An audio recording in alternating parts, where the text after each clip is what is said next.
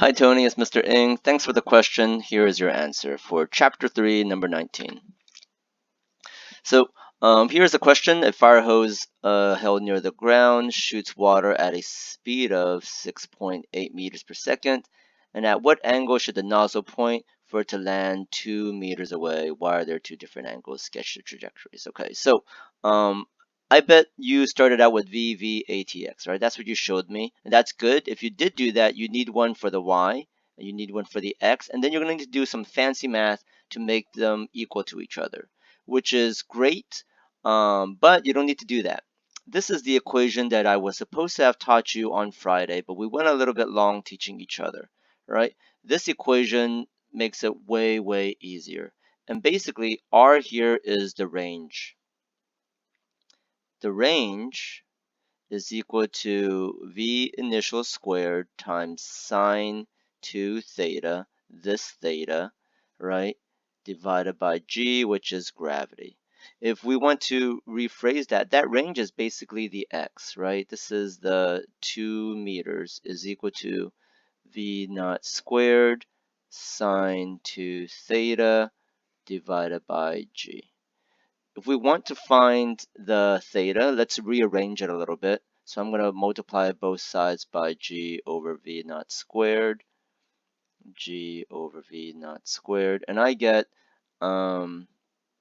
sine 2 theta is equal to X times G divided by V naught squared.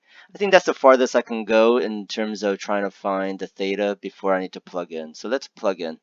That means sine 2 theta is equal to 2 times 9.8 divided by the V, which is 6.8 squared.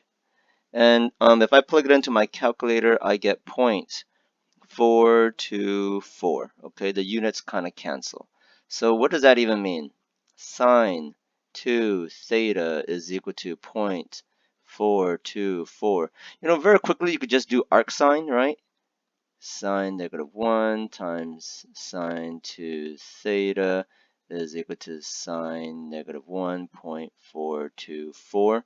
And then that means 2 theta is equal to the arcsine of 0.424, which I got is 0.2509, meaning theta is equal to 12 degrees. Done. However, that is not the only answer. See, you need to kind of just know that sine waves are, oops, that should go through the X. They kind of go forever like that. So there's like a gazillion answers that can satisfy theta.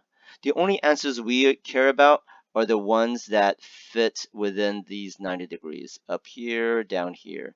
So you should know that for these kinds of questions, there's almost always going to be two answers that fit this 90 degrees. The only time it doesn't fit the two answer is if it's at 45. If it's at 45 degrees and there's only one answer, everywhere else we're going to have two answers that satisfy this kind of sine theta between 0 and 90. So what's the other answer? The way that we find it, the way that I like to find it is I take this, and I know that 2 theta can be anywhere between 0, well, theta can be anywhere between 0 and 90. That means 2 theta can be anywhere between 180 and 0, right? So I could do 180 degrees minus 25.09, and there I get 154.91. So 2 theta is equal to 154.91. We divide that by 2. That means theta can also be 77 degrees. If you're wondering why I dropped the unit, it's because the question only gave me 2 units, right? 6.8. So I'm only going to give it 2 units. So here we go. Here are your two possible answers, theta being 12 or 77 degrees. That means here, if I barely shoot it out here, it'll reach 2 meters, right? And this being 12 degrees. But if I shoot it a whole nother way, like super high up, it will also fit this, and this one is 77 degrees.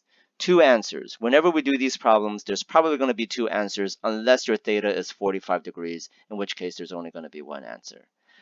I hope that helps. The biggest trick is this equation here. Just plug into this equation and you should be okay. Hey, thanks a lot for the question. I hope the video helps. If it doesn't, then talk to me tomorrow, Tony. I hope you have a good weekend. Bye-bye.